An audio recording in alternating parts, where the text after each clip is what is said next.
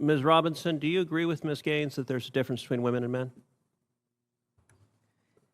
If the question is about trans women, I'm just asking, is there a difference between women and men? what I can say is that the NCAA has rules in place. They've had rules in place for the last decade, and when this competition I'm happened, going to try the again. rules were clear. Do you believe there's a difference between women and men? It's a yes/no question. Do you believe there's a difference? Oh, I think that we're talking about this case with the NCAA. No, I'm asking a question. Do you believe there's a difference between women and men? Most people could answer this very simply. You won't simply. believe what just happened.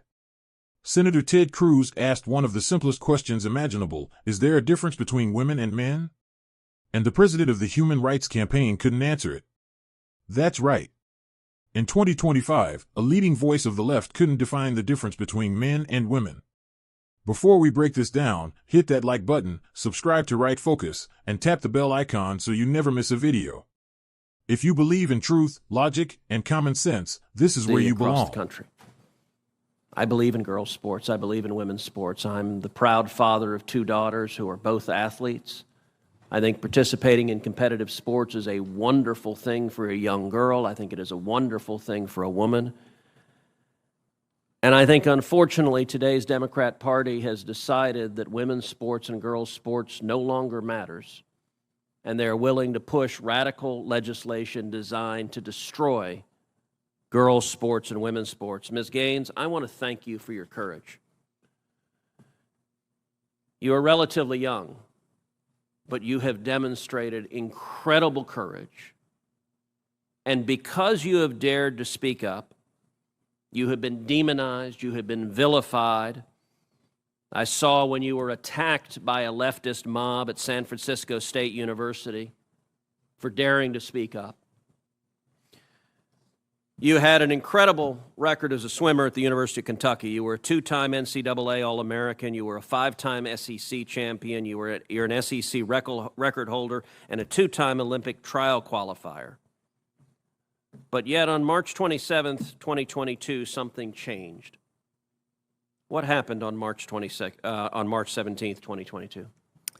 That's when Thomas and I raced in the 200 freestyle and again resulted in a tie. And so you tied. What was the consequence of tying? We went behind the awards podium where typically you're handed your trophy, you're marched out, you're named an All-American. And so we go back there and the official looks at both Thomas and myself and says, "Great job, but you guys tied. And we only have 1 trophy, therefore we're giving this trophy to Leah." And I question this and I say, why? And at first I shortened it in my testimony, but really he stumbled on his words. He didn't know how to answer this. And at first he's, well, we're just doing this in chronological order.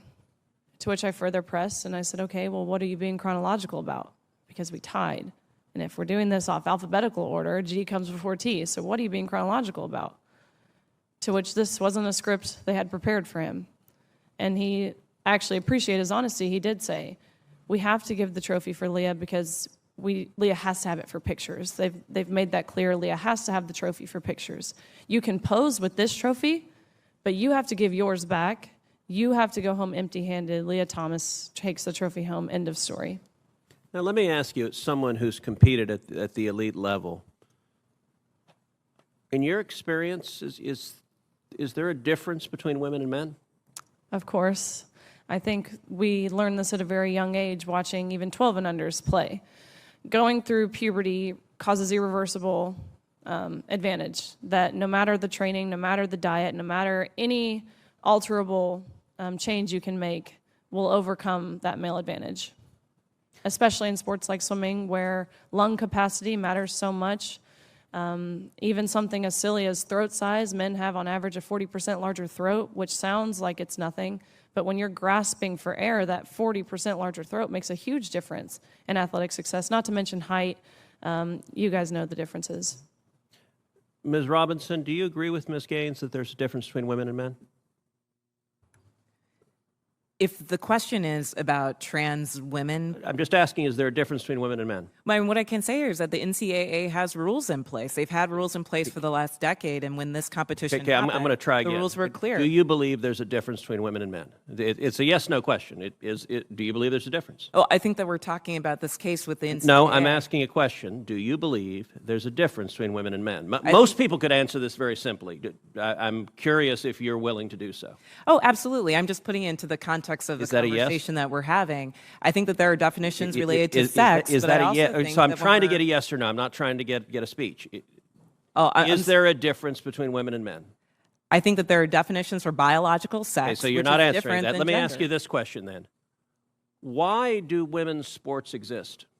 If you can't define a difference between women and men, why not abolish women's sports and just tell little girls to swim with little boys and see who wins? Oh, I'm simply saying that that sex is My different question, than gender. why and I do do- believe why that do women's women's sports have a sports great exist? value. I mean, Senator, I'll tell you right Ms. now. Robinson, please answer the question I'm asking you. Absolutely. Why do women's sports exist? I think that there are so many positive benefits to sports. But I mean, why have a we've talked separate about it here category for today. women? If there's no difference between women and men, why to have women's sports?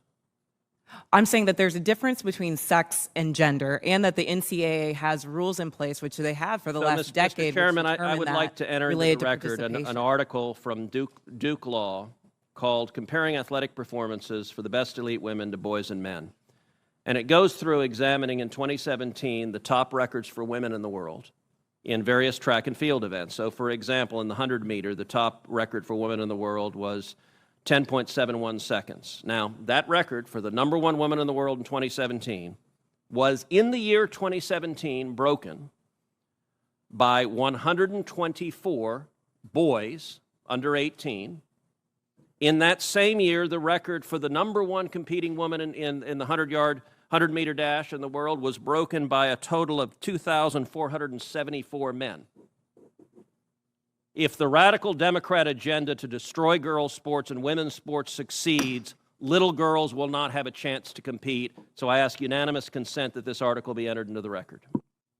Without objection. Senator Padilla. Thank you, Mr. Chair. Colleagues, a recent Now, let's get into what happened.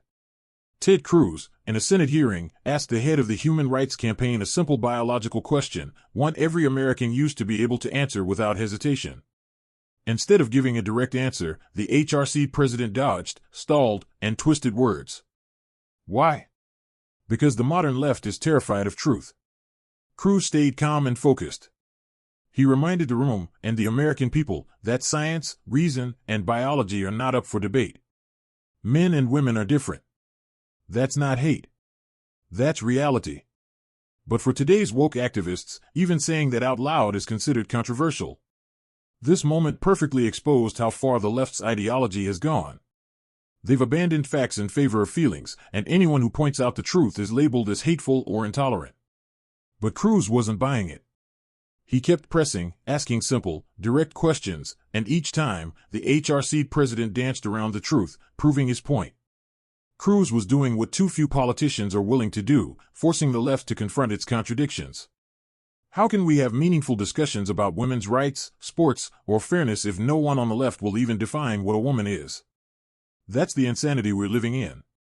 And here's the thing, this isn't just about one exchange.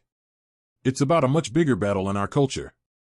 The left has replaced truth with ideology, and they're demanding the rest of us go along with it. They want schools, corporations, and even the courts to pretend biology doesn't exist, and if you disagree, you're phobic. Cruz's questioning was a reminder that we can't stay silent. Conservatives must stand for truth, not because it's politically convenient, but because it's morally necessary. A society that can't define basic truths about men and women can't survive long. This is what leadership looks like. Calm, factual, and unwilling to bend to woke pressure. Cruz exposed the left's weakness. They can't even say what everyone knows is true. So, what do you think?